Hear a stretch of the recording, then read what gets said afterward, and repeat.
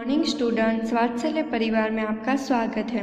आज मैं आपको कक्षा 5 में हिंदी में खरगोश और हाथी 15वां एकम एक कहानी है जिसका पठन करवाऊंगी। खरगोश एक छोटा सा जानवर है और हाथी बहुत बड़ा।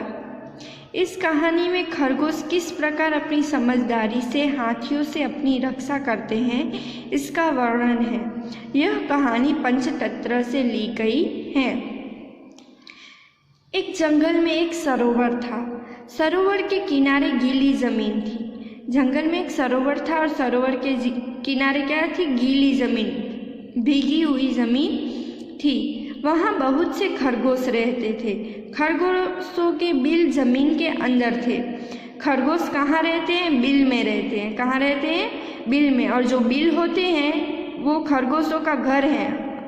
वो जमीन के अंदर बिल होते हैं, जमीन के अंदर उनका घर होता है।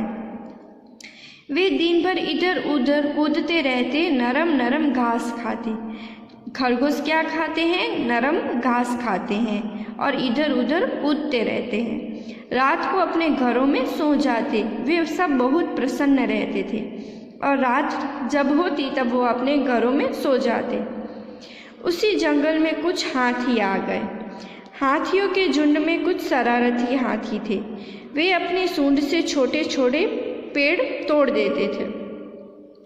वो जिस जंगल में खरगोश रहते थे वहाँ कुछ हाथी आ गए और उस हाथियों में से कुछ शरारती हाथी थे जो छोटे छोटे पेड़ तोड़ देते, पौधे कुचल देते। हाथियों के बच्चे खेल खेल में एक दूसरे से लड़ते भी थे। कभी एक छोटा हाथी नीचे होता तो कभी दूसरा। हाथी पानी से बहुत प्यार करते हैं। हाथी को क्या पसंद है? पानी। वे सूंड में पानी भर भर कर नहाते हैं। आप चौथी कक्षा में पढ़ गए होंगे, दमक दमक आता हाथी। उसमें आपको पता है वो सूंड भर भर कर पानी से नहाते हैं, केले खाते हैं।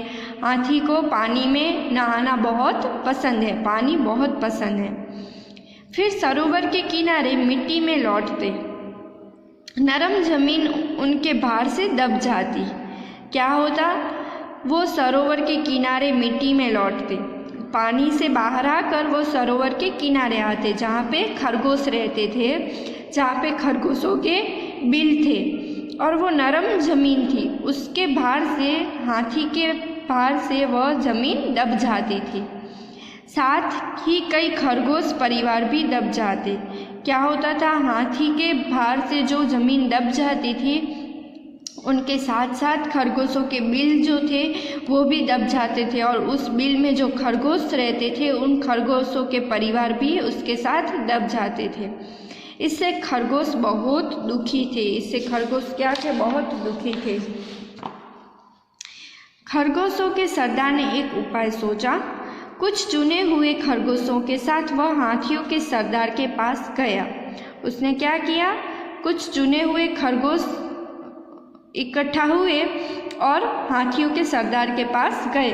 कुछ दूरी पर बैठ खरगोशों के सरदार ने अपने अगले पांव उठाए। उसने उन्हें हाथ जोड़कर नमस्कार किया। हाथी ने सूंड उठाकर नमस्कार का उत्तर दिया।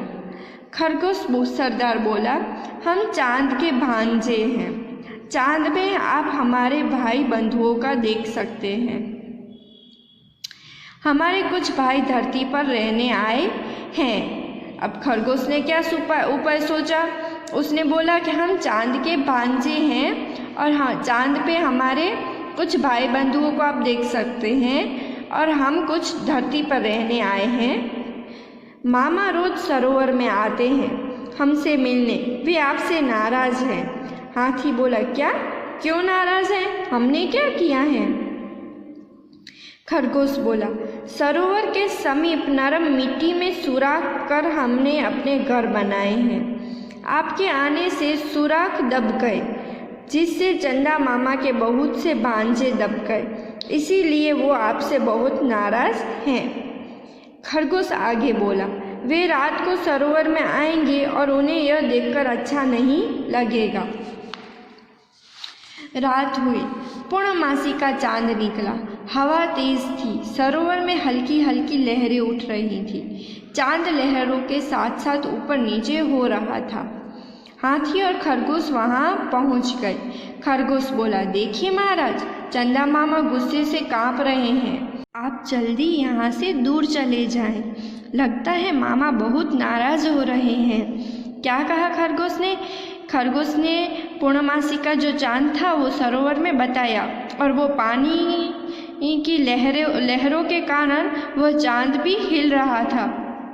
तो खरगोश ने बोला कि चंदा मामा गुस्से से काँप रहे हैं और आप जल्दी यहाँ से दूर चले जाइए। लगता है मामा बहुत नाराज़ हैं। हाथियों के सरदार ने अपने झुंड की तरफ देखा। सभी डर गए थे। सरदार ने अपनी सूंड ऊपर उठाई। सभी हाथियों ने ऐसा ही किया। अब सरदार बोला, चमकते हुए चांद को हमारा नमस्कार। हम अपनी गलती मानते हुए आपसे क्षमा मांगते हैं। उन्होंने क्या क्षमा यानी माफ़ी मांगते हैं। उन्होंने माफ़ी मांगी। आप हमें क्षमा करें। हम अभी दूसरे जंगल में चले जाते हैं। अब ऐसा काम नहीं करेंगे जिससे दूसरों को तकलीफ़ हो। इस कहानी से हमें क्या सीख मिलती है कि हमें कभी भी ऐसा काम नहीं करना चाहिए जिससे दूसरों को तकलीफ़ हो। अस्तु।